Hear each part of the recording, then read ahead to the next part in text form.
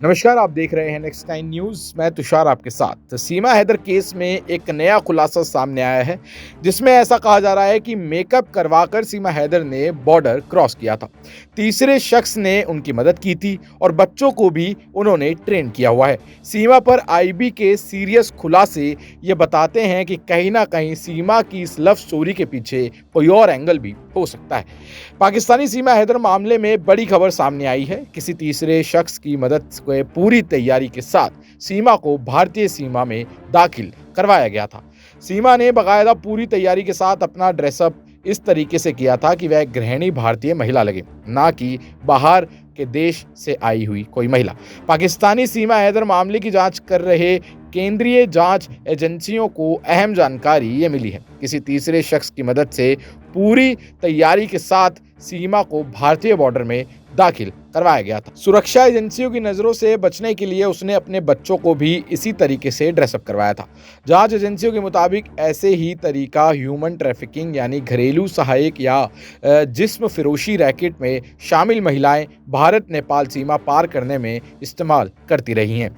इसके अलावा जिस धारा प्रवाह भाषा में सीमा लगातार बात कर रही है, ऐसी ट्रेनिंग नेपाल में मौजूद पाकिस्तानी हैंडलर उन महिलाओं को देते हैं जिनको नेपाल बॉर्डर पार कराकर भारत में गैर कानूनी गतिविधियों को अंजाम देने के लिए भेजा जाता है। भारतीय खुफिया और जांच एजेंसियों की जांच के दायरे में अब ऐसे एजेंट भी हैं जो इस तरीके की खास तैयारी कराते हैं, भारत में अवैध तरीके से लोगों को घुसवाने में मदद करते हैं। खुफिया सूत्रों के मुताबिक भारत नेपाल सीमा पर 13 मई को सीमा हैदर और सचिन के भारत में एंट्री के दावों की तस्दीक फिलहाल केंद्रीय एजेंसियों की जांच में नहीं हो सकी है, क्योंकि दोनों भारत में एंट्री का यही दिन बता रहे हैं। सीमा हैदर प्रकरण मामले की जांच कर रही केंद्रीय एजेंसियों के मुताबिक 13 मई को भारत नेपाल सीमा सुनोली सेक्टर और सीतामढ़ी सेक्टर में अब तक थर्ड नेशन सिटीजन की मौजूदगी की कोई जानकारी सामने नहीं आई है। भारत नेपाल सीमा पर इन्हीं दोनों जगहों से सीमा हैदर और सचिन द्वारा भारत में एंट्री का दावा किया जा रहा है, जिसके बाद यहां मौजूद रिकॉर्ड और सीसीटीवी फुटेज की जांच की गई है। भारत नेपाल सीमा के सारे बस रूट पर 13 मई को गुजरने वाली बसों की सीसीटीवी फुटेज की पड़ताल की जा रही है, जिसका विवरण सीमा और सचिन ने दिया है।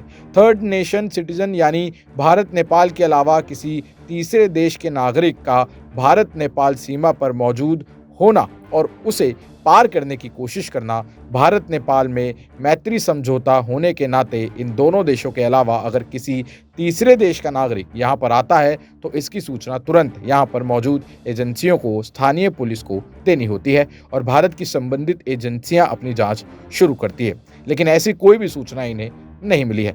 आपको बता दें, इसके अलावा खास मल्टीटास्किंग एजेंसी टीम जिसमें आईबी, कस्टम, इमिग्रेशन, सशस्त्र सीमा बल यानी कि बीएसएफ, फॉरेस्ट डिपार्टमेंट और यूपी बिहार पुलिस के सदस्य शामिल है।